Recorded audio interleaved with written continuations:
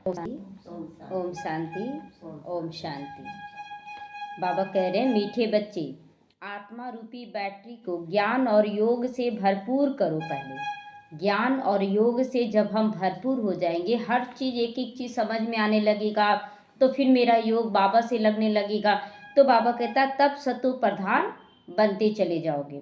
तो ये सत्व प्रधानता पानी के स्नान से नहीं आएगी, पानी से स्नान करने से नहीं आएगी। ये सत्व प्रधानता कहाँ से आएगी? जब मन के विचारों को शुद्ध करेंगे तब तो इसके लिए ज्ञान की जरूरत है।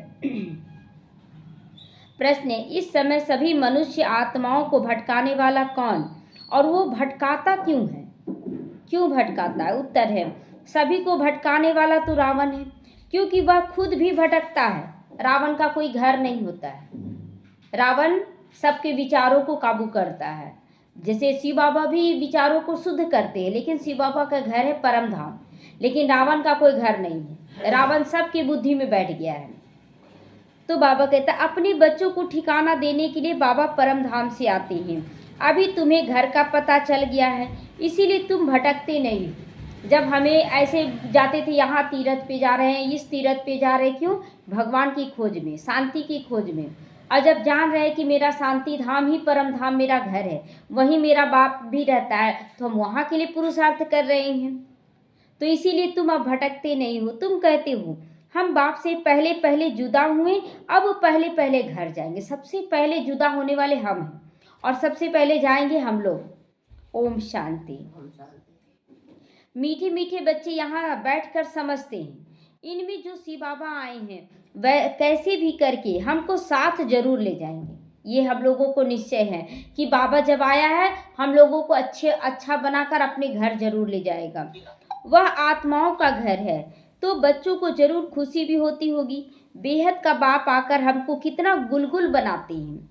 कोई कपड़ा आदि नहीं पहनाते हैं गुलगुल बनाने के लिए। मतलब जैसे छोटा बच्चा होता है ना, तो उसको तैयार कर देते हैं, सुंदर से कपड़ा उपड़ा पहना कर सुंदर कर देते हैं, तो बोलते कितना सुंदर लग रहा है, उसी को कहा जाता है गुलगुल। तो यहाँ कोई कपड़ा पहना कर बाबा गुलगुल नहीं बनाते, यहाँ चरित्र को महान बना देते हैं, श्रेष्ठ बना देते हैं। इसको कहा जाता है योग बल, याद के बल से। ये होता है योग बल से। जितना टीचर का मर्तबा है, उतना और बच्चों को भी मर्तबा दिलाते हैं। ऐसा नहीं है कि जो टीचर बनकर एक पढ़ा रहा, निमित्त बन रहा, तो वही ऊंचा पाएगा। कभी बोलते हैं ना कि गुरु गुरु गुरु तो है ही, लेकिन चेला भी कम नहीं है। तो बाबा कहता है कि जितना टीचर को मर्तबा देते हैं, उतना बच्चों को भी मर्तबा मिलता है। ये सोचने की नहीं बात है कि हम तो प्रजा बन जाएंगे, हम दास नहीं। जितना आप स्वराज्य अधिकारी बनेंगे, उसके हिसाब से पद मिलेगा। एक गुरु के यहाँ ना बहुत सारा शिष्य था, तो बहुत सारा शिष्य बहुत ज्ञानी बन गया था, बहुत ज्ञानी। और एक भाई जो था वो केवल चावल कूटता था, बहुत केवल चावल कूटता था, और दिन भर एकदम साइलेंस में रहता था। वो अंदर में मनन चिंतन करते रहता था, साइलेंस में रहता था। तो एक दिन एक जो गुरु था बोला ना कि अब हम मतलब किनारा कर लेंगे, आप किसी को गद्दी में बैठा के हम किनारा कर लेंगे। तो जितना ज्ञानी था ना, वो पढ़ा हुआ था, वही वही लिख देता था। बोला कि कोई अच्छा सा स्लोगन बना कर लिखो। तो बहुत अच्छा स्लोगन लिखा। तो बोला कि कौन बेवकूफ़ ने लिख दिया है? तो जो सीखा था ना, बोला कहीं गुरु मतलब लिख दिए, गलत तो नहीं है, नाम नहीं दिया था तो मिटा दिया। तो दूसरे दिन ये जो ओखली कूट रहा था, चावल कूट रहा था, वो बोला कि जब आत्मज्ञान हो जाए वही सबसे बड़ा शांति है, ये लिखा। तो बोला कि सारा जो शिष्य था वो उसी ओखली कूटने वाले का नाम लिख दिया। सोचा कि यही मार खाएगा, उस बार तो हम लोग डांट खाएं, अब ये डांट खाएगा। तो गुरु देखता है तो बोले कौन लिखा है? तो बोले ये बाबा वही चावल कूटने वाला लिखा है। तो बुलाया तो बोला कि ये तो बहुत अच्छा विचार है कि जब आत्मा का ज्ञान जिसको हो गया, वो कुछ कहीं भटकने का जरूरत ही नहीं। तो बोला कि देखो यहाँ बहुत ज्ञानी है, तुम यहाँ नहीं रहो, तुम चले जाओ, नहीं तो इन लोग सब तुमको ये किनारा कर देगा। तो बोल सो जहाँ तुम जाओगे, तुम ज्ञानी बन गए, वही तुम्हारा घर बन जाएगा, इतने सारे लोग तुमको फॉलो करेंगे। तो वही बाबा कहता है कि अगर आप परफेक्ट हैं तो आप अपना स्थान जरूर बना लेंगे। तो पढ़ाई से स्टूडेंट जानते हैं कि हम ये बनेंगे। तुम भी समझते हो हमारा बाबा टीचर सदगुरु है, यह है नई बात। कि शिव बाबा को कैसे टीचर बनकर पढ़ा रहा है, कैसे सद्गुरु बनकर ले जाएगा, कोई नहीं बताया। तो हमारा बाबा टीचर है, उनको हम याद करते हैं। हमको टीच कर फिर ये बना रहे हैं, क्या बना रहे हैं, पढ़ाकर देवी देवता बना रहे हैं। हमारा बेहद का बाबा आया हुआ है हमको वापस घर ले जाने के लिए। रावण का कोई घर नहीं है, इसीलिए भटकाते रहा, कभी इसके पास, कभी इसके द्वार दरवाजे, कभी उसके पाँव पर भटकाते रहा। बाबा भटका रहा है नहीं। तो घर राम का होता है, शिव बाबा कहाँ रहते हैं, तुम झट कहोगे परम धाम में। हमारा बाबा कहाँ रहता है, परम धाम में। तो रावण को तो बाबा नहीं कहेंगे। रावण कहाँ रहता है बताओ, रावण कहाँ रहता है, तो पता नहीं, ऐसे नहीं कहेंगे रावण परम धाम में रहता है, नहीं, उसका कोई ठिकाना है ही नहीं। रावण का सबकी बुद्धि को कैप्चर कर लिया है, अपना घर बना लिया है, भटकता रहता है, तुमको भी भटकाता है। तुम रावण को याद करते हो क्या, नहीं। रावण को याद करते हैं कि राम को याद करते हैं, राम को याद करते। कितना तुमको वो भटकाया है, शास्त्र पढ़ो, भक्ति करो, यहाँ जाओ वहाँ जाओ। बाप कहते इसको कहा जाता है भक्ति मार्ग। रावण राज्य, गांधी भी कहते थे राम राज्य चाहिए, लेकिन उनको नहीं पता था राम राज्य क्या होता है। इस रथ में हमारा शिव बाबा आया हुआ, ये हम बच्चों को निश्चय है। तो बड़ा बाबा है ना, वह आत्माओं से बच्चे बच्चे कहकर बात करता है। जब ब्रह्मा बाबा में शिव बाबा रहता था, तो ब्रह्मा बाबा की उम्र का ही लोग आता था, उसको भी बाबा बच्चे बच्चे कहता था। तो सबको ताजुब लगता था कि अपनी ही उम्र का बच्चे बच्चे, तो कौन कह रहा है, शिव बाबा कहता था। तो अभी तुम्हारी बुद्धि में रूहानी बाप आया है, और रूहानी बाप की बुद्धि में तुम रूहानी बच्चे हो, आत्मा बच्चे हो, कोई देहधारी नहीं देख रहा है बाबा। तो क्योंकि तुम्हारा कनेक्शन है मूल वतन से, हम आत्माओं का कनेक्शन मूल वतन से, परमात्मा से है।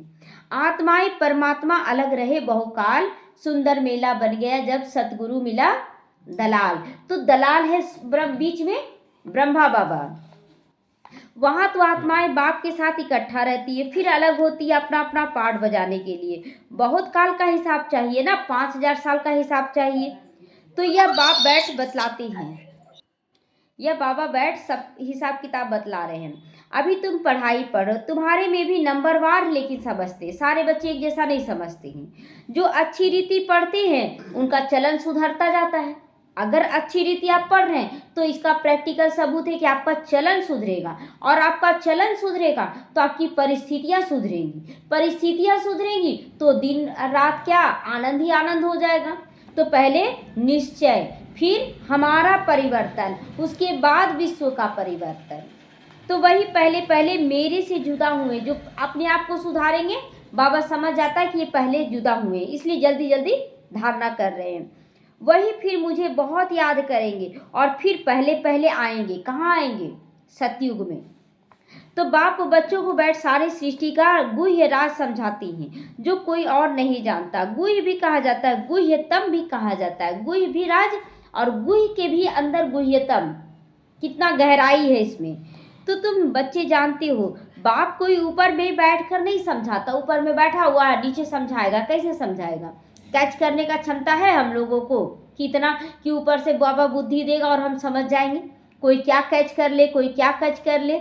और यहाँ पर बाबा डायरेक्ट पढ़ा रहा है लिखा हुआ, तो एक्यूरेट पढ़ाई हो रहा है कि दुनिया के मनुष्य तो बिल्कुल भी नहीं जानते। कुंभकर्ण की नींद में सोए पड़े, कुंभ माना मिट्टी के शरीर के भान में सोए पड़े हैं। कुंभ मतलब मिट्टी का घड़ा होता है, तो ये शरीर मिट्टी का ही बना हुआ है। तो फिर बाप आकर जगाते। अभी तुम बच्चों को जगाया गया ना, अब सब सोए पड़े थे, अभी तक आ नहीं रहे थे, तो जगाने के लिए क्या हुआ, कोई ना कोई विघन तंग किया, और उसके बाद हम लोग उठे। तो तुम भी कुंभकर्ण की आसुरी नींद में सोए हुए थे, बाप ने आकर जगाया, बच्चों जागो। क्यों, तुम गाफिल हो, अलबेले हो, सोए पड़े हो, इसको कहता ज्ञान नींद। ये कौन सा समय चल रहा है, संगम युग। अब ये कलयुग का अंत और सतयुग का आदि हो रहा है, और तुम अलबेले होकर सोए हुए हो, जागो। तो अज्ञान नींद से जागो। वह नींद तो सब करते, रात का नींद तो सब करते, ये अज्ञानता का नींद है। सतयुग में भी करते हो नींद, अभी सब है अज्ञान नींद में सोए पड़े। तो बाप आकर ज्ञान देकर सबको जगाते हैं, आत्मा को जगाते हैं। तो अभी तुम बच्चे जागे हो, जानते हो बाबा आया हुआ है, हमको ले जाएगा। कहाँ ले जाएगा? परम धाम ले जाएगा। अभी तो ना शरीर काम आ रहा है, काम कर रहा है, ना आत्मा, दोनों ही पतित हो गई। शरीर काम का है, बीमार कितना हो रहे हैं, बच्चे रहे चाहे बूढ़े रहे चाहे जवान रहे, सब बीमारी में हैं। तो सब पति, तो आत्मा भी संस्कार कैसा, अगर स्वस्थ शरीर है तो गुस्सा कर रही है, अहंकार दिखा रही है, लोभ लालच में फंसी है, मोह जाल में फंसी है। तो दोनों ही पतित पड़े हैं, एकदम मुलम्मे का बन गए हैं। एकदम मतलब मुलम्मा क्या होता है, पूरा कचड़ा होता है ना, वो उसका बना हुआ है। तो 9 कैरेट कहे अर्थात बहुत थोड़ा सोना कहे। मुलम्मा मतलब एकदम हल्का सोना है, अब बाकी सब खाद डाला हुआ है। सच्चा सोना तो 24 कैरेट का होता है। अब बाप तुम बच्चों को 24 कैरेट में ले जाना चाहते हैं, 24 कैरेट का सोना, एकदम प्योर सोना बना रहे हैं। तुम्हारी आत्मा को सच्चा सच्चा गोल्डन एज्ड बनाते हैं। भारत को सोने की चिड़िया कहते हैं। अभी तो लोहे की ठीक कर भीतर की चिड़िया कहेंगे ना, अभी है ये सोने की चिड़िया। अभी हर घर में दुख अशांति, तो क्या बोले, ठीक कर भीतर की है तो चैतन्य, अभी भी आत्माएं चैतन्य है, लेकिन वो ज्ञान गुण शक्तियां नहीं हैं। तो ये समझने की बात है। जैसे आत्मा को समझते हो वैसे बाप को भी समझ सकते हो। कहते हैं अजब सितारा है चमकता। यहाँ पर सितारा चमकता हुआ, लाइट, ये साक्षात्कार हुआ, उस समय से निकल गया। बहुत छोटा सितारा है। डॉक्टर आदि बहुत कोशिश किए देखने की, परंतु दिव्य दृष्टि के बगैर कोई देख नहीं सकता है। बहुत सूक्ष्म है। कोई कहते आंखों से आत्मा निकल गई, कोई कहते मुख से निकल गई। आत्मा निकल कर जाती का, ठीक है, कहीं से भी निकली, लेकिन कहाँ जाती है आत्मा निकल कर, तो ये बाहर वाले तो नहीं जानते हैं। दूसरे तन में जाकर प्रवेश करती। अभी कोई परम धाम नहीं जाता है, अभी बाबा ले जाएगा सबको, लेकिन अभी कोई ना कोई शरीर में प्रवेश करके दूसरा जन्म ले लेते हैं। अभी तुम्हारी आत्मा अब ऊपर जाएगी शांति धाम, क्योंकि बाबा आया हुआ है। यह पक्का मालूम है कि बाप आकर हमको घर तो जरूर ले जाएंगे, ये पक्का मालूम है। एक तरफ कलयुग, दूसरी तरफ है सतयुग। कहाँ जाना है? सतयुग में जाना है। तो अभी हम है संगम पर खड़े हैं। वंडर लगता है ना कि अब निर्णय हमारे हाथ में। अगर सतयुग में जाना है तो सतो प्रधान बनना है, अगर कलयुग में जाना है तो कलयुग में अटके रहे। तो यहाँ करोड़ों मनुष्य, और सतयुग में केवल 9 लाख। क्यों? बाबा बोला क्या कि 9 लाख जाएगा? नहीं, बाबा तो सारे बच्चों को ज्ञान दे रहा, लेकिन कलयुग में जो फंस पड़ते हैं वो रह जाते हैं। तो बाकी सबका क्या हुआ? सबका विनाश हो जाता है। विनाश हो जाएगा मतलब तड़प तड़प का शरीर छोड़ना ही बोलेंगे विनाश हो गया। तो बाप आती ही है नई दुनिया की स्थापना करने के लिए। बाबा नई दुनिया बनाने आता है, नया घर बनाने आता है। तो पुराना से दिल हट जाना चाहिए। ब्रह्मा द्वारा स्थापना होती, फिर पालना भी होती है 2 रूप में। सतयुग त्रेता क्या है? पालना का समय है। तो 2 रूप यानी लक्ष्मी नारायण के रूप में हमारी पालना होती है। ऐसे तो नहीं 4 भुजा वाला कोई मनुष्य पालना देगा, 4 भुजा वाला नहीं पालता है। 4 भुजा इसलिए दिखाते लक्ष्मी और नारायण का कंबाइंड रूप है। तो फिर तो शोभा ही नहीं दे। 4 हाथ वाला पालना देगा तो शोभा देगा, लेकिन अगर माता और पिता मिलकर पालना दे, ये ज़्यादा अच्छा लगता है, यही अच्छा है। तो बच्चों को भी समझा देते चतुर्भुज है श्री लक्ष्मी और श्री नारायण का कंबाइंड रूप, चतुर्भुज विष्णु। तो श्री अर्थात श्रेष्ठ बनकर हैं वहाँ पर। त्रेता में 2 कला कम हो जाती है। तो बच्चों को ये नॉलेज अभी मिलती है, इसको स्मृति में रखना है, ये सारा ज्ञान स्मृति में रखना है। मुख्य 2 ही अक्षर, बाप को याद करो, दूसरे कोई की समझ में नहीं आएगा। बाप ही पतित पावन सर्वशक्तिमान है। गाते भी हैं बाबा आपने हमको सारा आसमान धरती सब कुछ दे दिया। अब महसूस होता है कि केवल मेरा ही घर मेरा है, अब तो सारा विश्व, सारी धरती, सारा आकाश हमारा है। तो ऐसी कोई चीज नहीं जो ना दी हो बाबा। बाबा सब कुछ दे रहा है, सब कुछ। अब तो कुछ रहता ही नहीं कि ये मांगे वो मांगे, क्या मांगे, बाबा सब कुछ दे रहा है। तो सारे विश्व का राज्य दे दिया, खुद राज्य नहीं किया। तुम जानते हो यह राज लक्ष्मी नारायण विश्व के मालिक थे। फिर ड्रामा का चक्र फिरा, संपूर्ण निर्विकारी बनना है। नंबरवार पुरुषार्थ अनुसार संपूर्ण निर्विकारी बनेंगे, मतलब 5 किलो का डब्बा, 10 किलो का डब्बा सब फुल होगा, लेकिन नंबरवार होगा। कोई 5 किलो का है, कोई 10 किलो, सब भर जाएगा। तो यह भी जानते हो विकारी से निर्विकारी तो सबको बनना, मतलब जितना दूध है उतना तो भरेगा जरूर। निर्विकारी से फिर विकारी बनने का भी पाठ है, खाली भी दूध खत्म करेंगे पिएंगे तो खत्म होगा ना।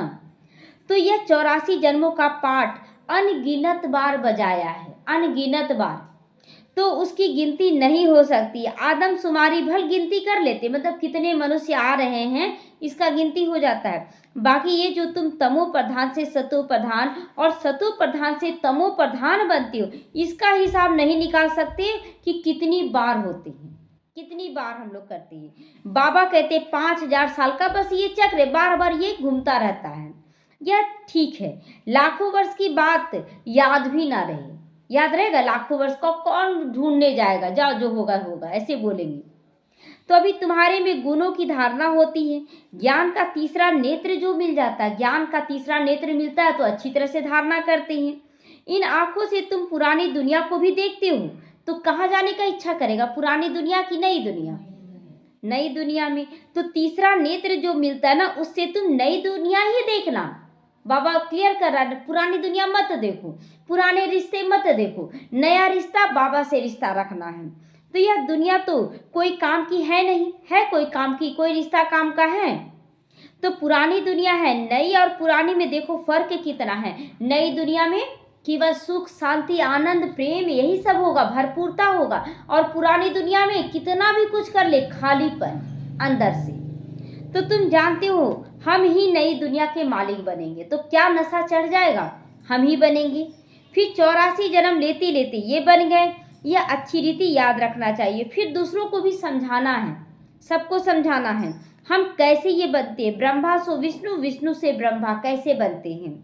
ब्रह्मा और विष्णु का फर्क देखो कैसा, एक है पतित, एक है पावन, एक है संपूर्ण फरिश्ता और एक है संपूर्ण देवता, दोनों में अंतर है ना।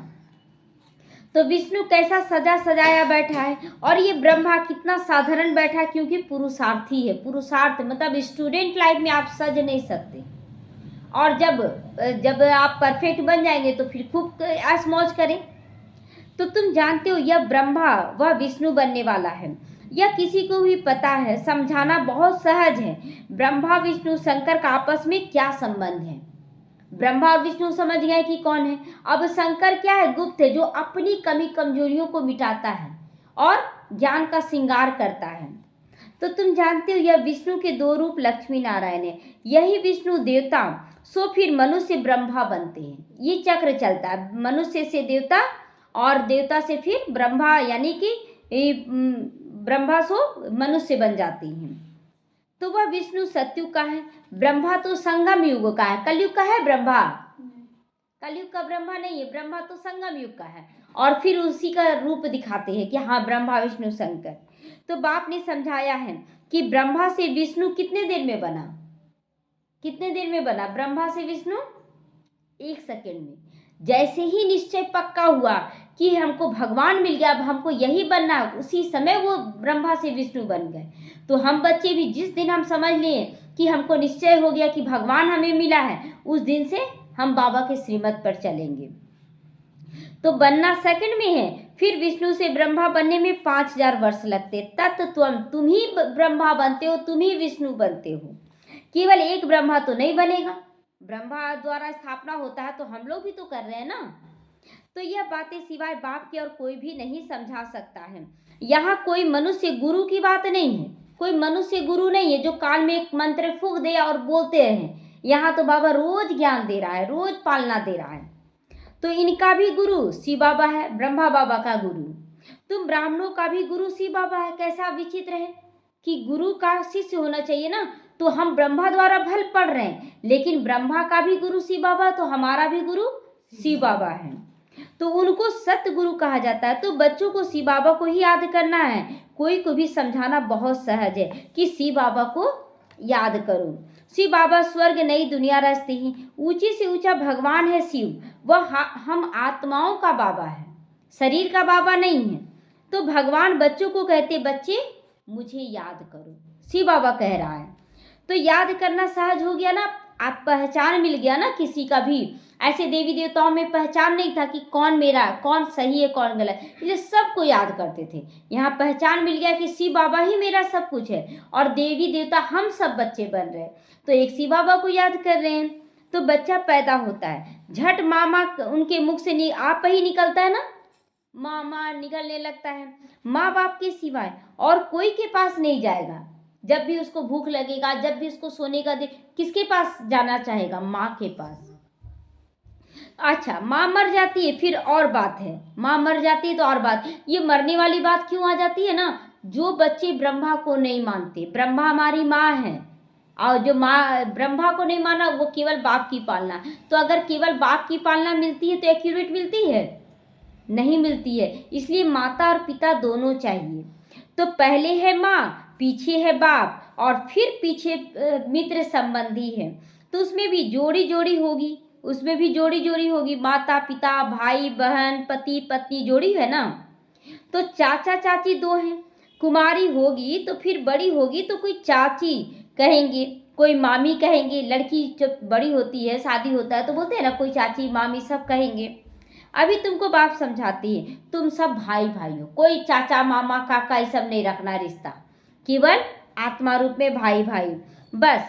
और कोई सारा संबंध कैंसिल कर दो, और सारा संबंध कैंसिल कर दो, सब आत्मा है। भाई भाई समझेंगे तो एक बाप को याद करेंगे, और अगर भाई भाई नहीं समझेंगे तो कभी बेटा याद आएगा, कभी पति याद आएगा, कभी कोई याद आएगा, कभी कोई याद आएगा। तो बाप भी कहते बच्चों मुझ एक बाप को याद करो, कितना बड़ा बेहद का बाप है, वह बड़ा बाबा तुमको बेहद का वर्षा देने आए। बेहद का वर्षा मतलब अथाह वर्षा, जिसका कोई सीमा ना हो। घड़ी घड़ी कहते हैं मन मना भाव, मन को मेरी यादों में लगा दो, मन को शुद्ध और पवित्र बना लो। तो अपने को आत्मा समझकर बाप को याद करो, यह बात भूलो नहीं। देह अभिमान में आने से ही तुम भूल जाते हो, देह अभिमान में आते हो तो बाप की जगह देहधारी याद आ जाता है। तो पहले पहले तो अपने को आत्मा समझना है, हम आत्मा शालीग्राम है और एक बाप को याद करना है। बाप ने समझाया मैं पतित पावन हूँ, मुझे याद करने से तुम्हारी बैटरी भी खाली हो गई है, मुझे याद करने से तुम्हारी बैटरी जो खाली हो गई है वो भरपूर हो जाती है, चार्ज हो जाती है। तो तुम सतो प्रधान बन जाओगे, जो खाली हो गए थे हम अब बाबा को याद करेंगे ना तो वो ज्ञान गुण शक्ति भर जाएगा, वो स्थिति बन जाएगा जिसमें हम हर परिस्थिति में एक रस चले। तो पानी की गंगा में जन्म जन्मांतर घुटका खाया लेकिन पावन बन नहीं सके। आज सीलू दीदी अपना कहानी बता रही थी कि उनको है ना उनकी माँ गंगा नदी में ले गई काशी में और बोली डुबकी लगाओ, और उसको ऐसे पकड़ के डुबकी लगाई, अचानक हाथ छूट गया और वो डूबने लगी। अचानक कौन बचाया पता नहीं चला, उसकी माँ को भी नहीं पता चला। तो वही बोली कि हम तो बोलेंगे बाबा बचा लिया, तो डुबकी लगाने से क्या ज्ञान का ये जो गंगा पानी का वो बचाया, वो तो डूब गया, उसमें डूब जाती। लेकिन ये ज्ञान गंगा है जो हमें डूबने से बचा रहा है। तो पानी कैसे पतित पावन हो सकता है, सो बोलो कैसे पतित पावन होगा, वो तो डुबा दी। तो ज्ञान से सदगति होती। इस समय है पाप आत्माओं की झूठी दुनिया, लेन देन भी पाप आत्माओं से होती है। तो बाबा कहता है कि लेन देन भी पाप आत्माओं से होती है। हम अगर यहाँ जितनी भी आत्माएं सब पाप आत्मा हैं और हम किसी के मोह जाल में फंसे हैं तो वो 10 गुना रिटर्न करेगी, क्योंकि ये कलयुग का नियम है कि आप अगर एक गलत बोलते हैं वो 10 गलत देगा। तो लेन देन हो रहा है। मनसा वाचा कर्मना पाप आत्मा ही बन जाते हो फिर, और ज़्यादा बोलते कैसा है और खराब हो गए। अभी तुम बच्चों को समझ मिली है, तुम कहते हो हम ये लक्ष्मी नारायण बनने के लिए पुरुषार्थ करते हैं। अभी तुम्हारी भक्ति करना बंद हो गया, भटकना, भक्ति माना भटकना, तो भटकना बंद हो गया। ज्ञान से सदगति होती है। ये देवताएं सदगति में, इसलिए उनको पूजा पाठ करने की दरकार नहीं है। बाप ने समझाया ये बहुत जन्मों के अंत में है। ब्रह्मा बाबा बाप कितना सहज समझाते हैं। तुम बच्चे कितनी मेहनत करते हो, कल्प कल्प करते हो, हर कल्प में मेहनत यही करना है कि मैं आत्मा हूँ। तो कितना चारों तरफ भटकी हुई थी आत्मा, ये मेरा है ये मेरा है मैं, और बाबा उससे निकाल कर मेरा बाबा में लाता है। तो पुरानी दुनिया को बदल नई दुनिया बनानी है ना, तो बाबा ये कार्य कर रहा है हम बच्चों के द्वारा। कहते हैं भगवान तो जादूगर है, रत्नागर है, सौदागर है तो तीनों। जादू कर दिया ना कि इसी दुनिया में रहकर एकदम सुख शांति आनंद प्रेम सब चीज़ से भरपूर कर दिया, एकदम निश्चिंत बना दिया। और दूसरा रत्नागर है, कौड़ी लेकर हीरा दे रहा है। हमारा कौड़ी जैसा शरीर था और सुंदर शरीर देवी देवता का देगा। तो सौदागर भी जो जितना देगा उतना पाएगा। तो तन मन धन समय श्वास संकल्प जितना देंगे उतना ही उसका पद्मा गुना मिलेगा। तो जादूगर तो है ना, पुरानी दुनिया को हेल से बदल कर हेवन बना देते हैं। जादू नहीं तो क्या है, कलयुग को सतयुग मतलब काला रंग को सादा रंग में बदलना मनुष्य का काम है। काला को सादा में नहीं, अब भगवान बदल देते हैं। तो अभी तुम हेवन के रहवासी बन रहे हो नहीं, बन रहे हैं। जानते हो अभी हम हेल के रहवासी हैं। हेल और हेवन अलग चीज है, स्वर्ग और नर्क अलग अलग है। 5000 वर्ष का चक्र है, लाखों वर्ष की तो बात हो ही नहीं सकती। यह बातें नहीं बोलनी चाहिए कि लाखों वर्ष का कोई भी कल्प नहीं होता, 5000 साल का होता है। भगवानुवाच है ना, कोई जरूर है जो पुनर्जन्म रहित होंगे तब तो हम लोग को निकालेगा ना। अब कोई हम सब दलदल में फंस जाए तो निकालेगा कौन? तो शिव बाबा दलदल में नहीं फंसता, जन्म मरण में वो नहीं आता है, वही आके फिर निकालता हम बच्चों को। तो श्री कृष्ण को तो शरीर है, शिव को शरीर नहीं है। शिव परमात्माएं नमः कहते हैं, तो शिव बाबा आकर निकालता है। उनका मुख तो उनको मुक्त जरूर चाहिए, तो वो ब्रह्मा मुख लेते हैं। तुमको सुनाने के लिए आकर पढ़ाते हैं, बाकी शरीर से उनका कोई मोह नहीं है। आए और चले गए, उनको कोई मोह नहीं है। ड्रामा अनुसार सारी नॉलेज ही उनके पास है, शिव बाबा के पास। वह सारे कल्प में एक ही बार आती हैं, दुख धाम को सुख धाम बनाने। सुख शांति का वर्षा जरूर बाप से मिलता है, तब तो मनुष्य चाहते हैं ना आज मंदिर जाते। क्यों? वर्षा का अधिकार पाने के लिए जाते हैं। वो याद है कि इन्हीं से सब कुछ मिलेगा, दुनिया वालों से नहीं मिलेगा। तो बाप को याद करते हैं। बाप ज्ञान देखो कैसा सहज रीति देते हैं। यहाँ बैठे भी बाप को याद करो, बाजुली याद करो तो भी मन मना भाव है। बाजुली मतलब हम सतयुग में चढ़े थे, फिर कैसे कैसे नीचे उतरे, फिर ऊपर चढ़ रहे हैं, यह है बाजुली। और कौन खिला रहा है? शिव बाबा। तो बाप ही सारा ज्ञान देने वाला है। तुम कहोगे हम बेहद के बाप के पास जाते हैं। बाप हमको शांति धाम सुख धाम जाने का रास्ता बताते, शांति धाम का भी रास्ता और सुख धाम का भी रास्ता, दोनों रास्ता बता रहा है। तो यहाँ बैठ घर को याद भी करना है, अपने को आत्मा समझकर बाप को भी याद करना है, तो घर को भी याद करना है और नई दुनिया को भी याद करना है। अपने को आत्मा समझकर पिता परमात्मा को याद करना है, अपने घर परम धाम को याद करना, अपने बैकुंठ को भी याद करना है। तो बाबा कहता है ये पुरानी दुनिया तो खत्म होनी ही है, आगे चलकर तुम बैकुंठ को भी याद करोगे, घड़ी घड़ी बैकुंठ में जाते रहोगे आगे चलकर। तो अभी तो क्या होता, कलयुगी दुनिया खींच लेती है, ये दुख है ये बीमारी ये खींच लेता है। लेकिन जैसे जैसे ज्ञान में परिपक्व होंगे आपको केवल सतयुग दिखेगा और कुछ दिखेगा ही नहीं, हो रहा है अपने आप ठीक हो जाएगा। तो शुरू में बच्चियां घड़ी घड़ी आपस में बैठकर बैकुंठ चली जाती थी। यह देखकर बड़े बड़े घर वाले भी अपने बच्चों को भेज देते थे, एक दूसरे को दृष्टि दी अब बैकुंठ पहुंच गई। तो बाहर वाले सोचते थे इन लोग कृष्ण का साक्षात्कार कर रही है, अपने बच्चों को भी भेज देते थे। तो नाम ही रखा था ओम निवास। कितनी ढेर बच्चे आए, लेकिन फिर पवित्रता का जो बात आया कि आपको सब चीज़ शुद्ध पवित्र बनाना है, संकल्प ले, तो हंगामा शुरू हो गया चारों तरफ। बच्चों को पढ़ाते थे, आप ही ध्यान में चले जाते थे सारे। अभी तो यह ध्यान दीदार का पाठ बंद कर दिया गया, क्योंकि ध्यान दीदार में जाने का पाठ ना सब लोग बहुत विरोध करने लगे, जादू हो रहा है यहाँ तो जादू करके दादा लेखराज क्या कर रहा है कि सब माइंड वॉश करके अपना कैप्चर में कर ले रहा है, ऐसा बोला जाता था। तो यहाँ भी कब्रिस्तान बना देते थे, सबको सुला देते थे, कहते थे अब शिव बाबा को याद करो, ध्यान में चले जाते थे। बाबा पहाड़ी है एक, तो वहाँ पर पहाड़ी पर ले जाते थे सबको और मम्मा बाबा बोलते थे सब सो लेट जाओ और लेट कर याद करो मैं मुर्दा हो गया हूँ, शरीर मेरा मुर्दा, मैं आत्मा उड़ रही हूँ। तो सब साक्षात्कार में चले जाते थे। अब बाबा को डर भी लगता था कि इधर उधर ना गिर जाए, तो पकड़ के फिर उसको लाया जाता था, ध्यान में चले जाते थे। अब तुम बच्चे भी जादूगर बन गए हो, दूसरों को दृष्टि देकर साक्षात्कार हो जाता है। किसी को भी देखोगे वो झट ध्यान में चले जाएंगे।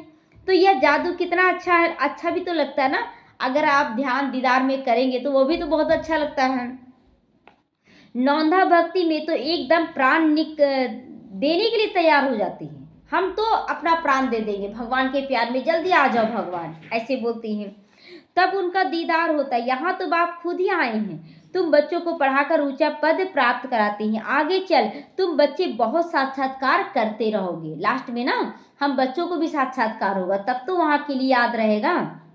तो बाप से अभी भी कोई पूछे तो बता सकते हैं कि कौन गुलाब का फूल है, कौन चंपा का फूल है, कौन टांगर है, कौन टूह का फूल है। मतलब सब तरह का फूल यहाँ बनाया जा रहा है।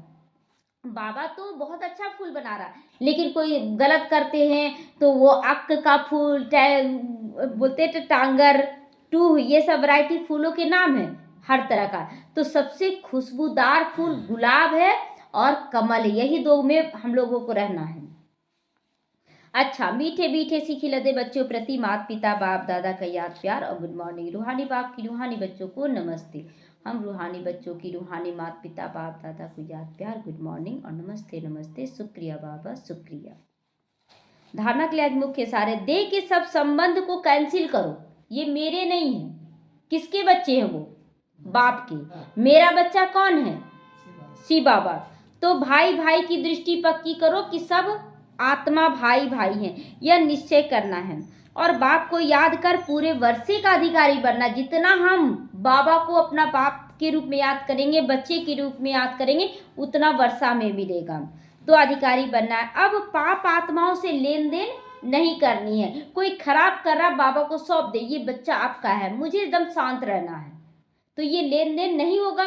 ऐसे बोलेंगे कैसा बच्चा है, कैसा, आप कोस रहे तो वो भी हर जन्म में हमको ये कोसेगा, कैसा है कैसा है।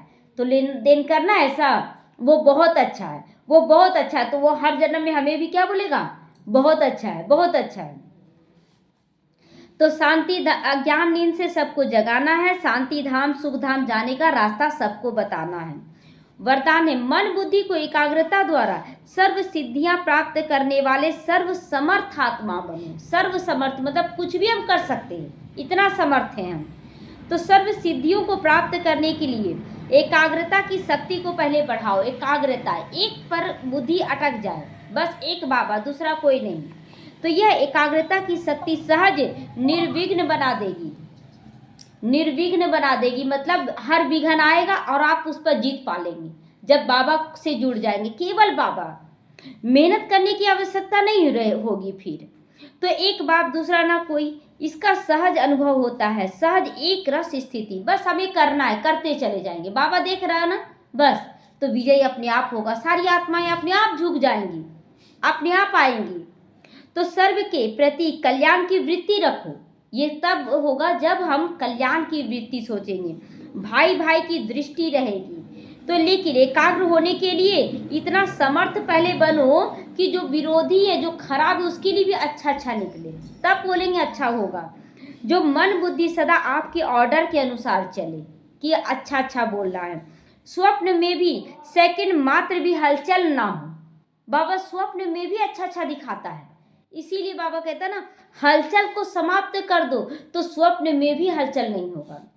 स्लोगन है, कमल पुष्प के समान न्यारे रहो तो प्रभु के प्यार के पात्र बन जाओगे। और जो प्रभु के पात्र बन जाते वो बहुत खुश रहते हैं, आनंद में रहते हैं। तो प्रभु के प्यार का पात्र बनना है कि देहधारियों के? प्रभु के। तो कमल फूल के समान रहना। कमल फूल कीचड़ में रहते भी ऊपर रहता, उस पर कीचड़ लगता नहीं है। तो हम भी दुख अशांति बीमारियों में हैं, लेकिन हम एकदम न्यारे हो जाएं और केवल एक्यूरेट कर्म करते चले जाएं। ओम शांति।